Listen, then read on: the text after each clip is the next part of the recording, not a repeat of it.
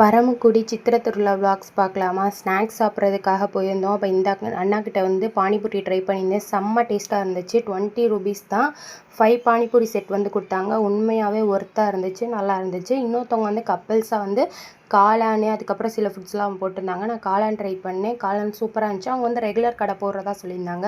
அது வந்து ஆத்துப்பாலத்துக்கிட்ட வந்து போடுறதா சொல்லியிருந்தாங்க. நீங்கள் வேணால் ட்ரை பண்ணி பாருங்கள். உண்மையாகவே நல்லா இருந்துச்சு. நாங்கள் ஒன்ஸ் வாங்கிட்டு போயிட்டோம். வீடியோலாம் ஷூட் பண்ணிட்டேன் நேற்று. அதுக்கப்புறம் என் தம்பி தங்கச்சிக்கு வந்து வாங்கி கொடுக்க வர்றப்போ எனக்கு வந்து கடை தெரியல. அப்போ நான் வீடியோ வச்சு தான் வந்தேன். அந்த அக்காட்ட சொன்னேன், இந்த மாதிரி வீடியோ வச்சு தான் வந்தேன் அப்படின்னு. அதோட அவங்க வந்து சொன்னாங்க, இந்த மாதிரி ஆத்துப்பாலத்தில் வந்து போட்டிருக்கோம் அப்படின்னு. ட்ரை பண்ணி பாருங்கள். இந்த தாத்தா வந்துட்டு May 3 வந்து கடை போட்டிருந்தாங்க. அதுக்கப்புறம் May 4 நான் நேற்று வந்து ட்ரை பண்ணி பார்த்தேன். கிடைக்கல. தாத்தா வந்து வேறு இடத்துல போட்டாங்களான்னு தெரில. உண்மையாகவே சூப்பராக இருந்துச்சு. காளான் 65 இருக்கட்டும், அதுக்கப்புறம் பேல்பூரியாக இருக்கட்டும். அதுக்கப்புறம் வந்துட்டு நேற்று வந்து இந்த அப்பள கடையை வந்து ஷூட் பண்ணியிருந்தேன். அது வந்துமே வந்து ஒர்த்தாக தான் இருந்துச்சு, நல்லா இருந்துச்சு. ட்ரை பண்ணி பாருங்கள்.